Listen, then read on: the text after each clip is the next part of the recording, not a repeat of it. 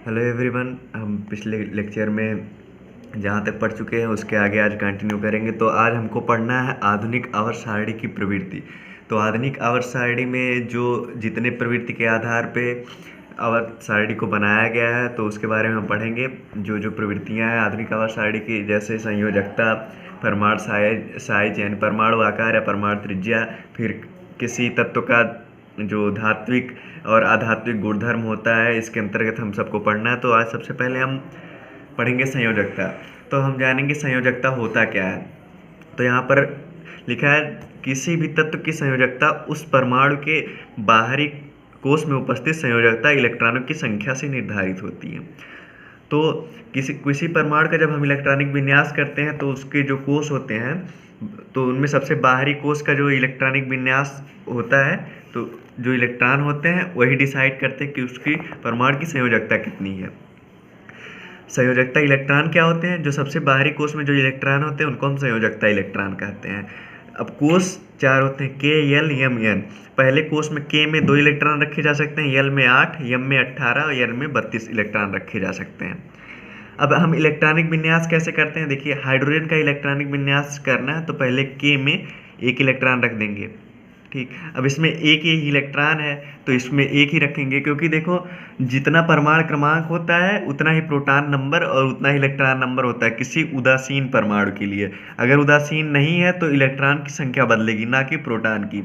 तो हाइड्रोजन यहाँ पे उदासीन है तो उसमें परमाणु क्रमांक किसका 1 है, तो इसमें इलेक्ट्रॉन की संख्या भी 1 होगी। तो जब इसका इलेक्ट्रॉनिक विन्यास करेंगे तो के में 1 इलेक्ट्रॉन रख देंगे। दूसरा तत्व है, इसका परमाणु क्रमांक 2 है तो 2 इलेक्ट्रॉन इसमें रहेंगे। तो इसमें पहले में 2 इलेक्ट्रॉन रखे जा सकते हैं तो दोनों इसमें रख दिए।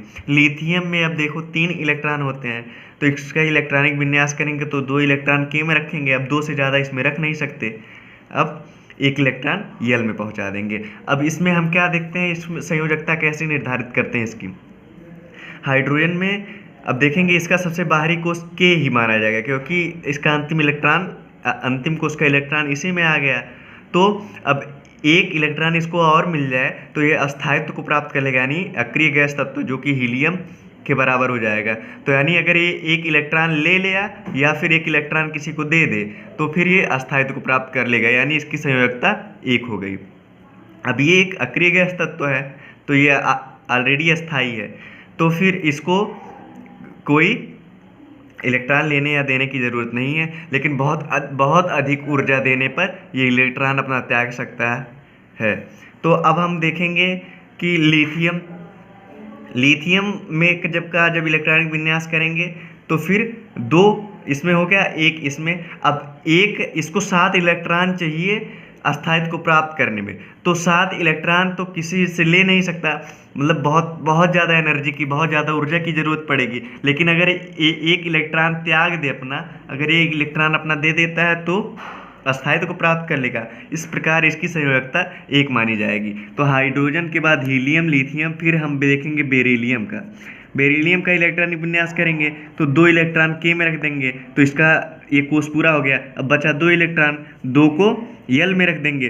तो अब देखेंगे कि इसका जब जो संयोजकता इलेक्ट्रॉन हो जाएगा वो 2 ही होगा, क्योंकि हमको अभी चाहिए 6 इलेक्ट्रॉन, और हमारे पास अगर हम 6 इलेक्ट्रॉन चाहिए तब अस्थायित्व को प्राप्त करेंगे या फिर 2 इलेक्ट्रॉन दे दें तो क्या आसानी होगी कि हम 2 इलेक्ट्रॉन दे दें किसी को तो फिर हम अस्थायित्व को प्राप्त कर लेंगे। तो यानी इसकी संयोजकता 2 हो गई।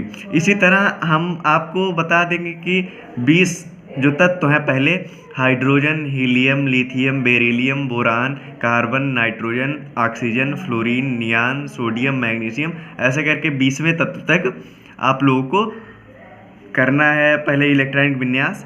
फिर जो अंतिम कोश का इलेक्ट्रॉन है उसको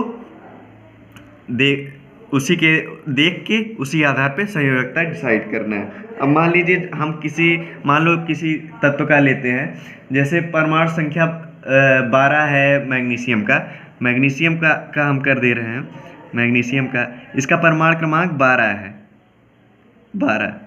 ठीक, तो अब जब इसका परमाणु क्रमांक 12 है तो जब यानी इसमें, और ये उदासीन है यानी इसमें 12 इलेक्ट्रॉन भी होंगे, तो जब हम इसका इलेक्ट्रॉनिक विन्यास करेंगे तो इसको देखेंगे 2, बचे कितने, 10 इलेक्ट्रॉन।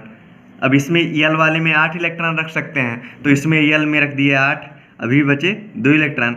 अब यम में 18 रख सकते हैं, तो देखेंगे बचा 2 इलेक्ट्रॉन, 2 इसमें रख दिए।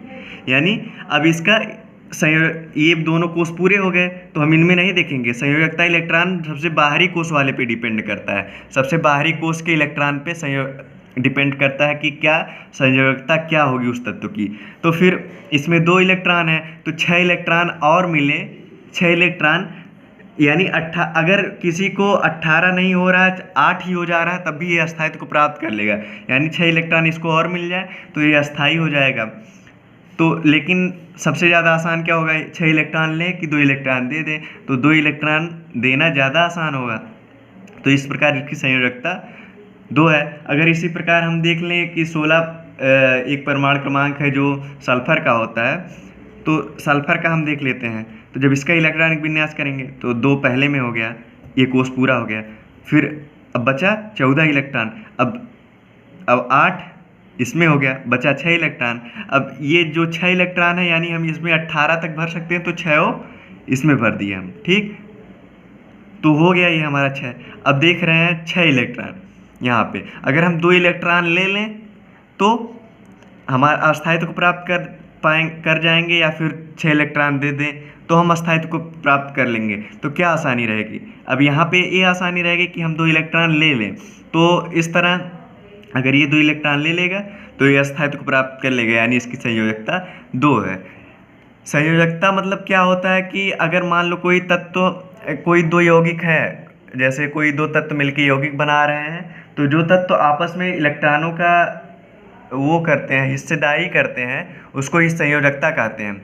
जो संयोजन के लिए आपस में हिस्सेदारी कर लेते हैं उनको संयोजकता। मान लो कोई तत्व है कि जैसे NH3 को हम देख ले रहे हैं, NH3 अमोनिया, NH3, तो NH3 इसमें N का इलेक्ट्रॉनिक विन्यास हम करेंगे तो नाइट्रोजन का परमाणु क्रमांक जो होता है 7 होता है।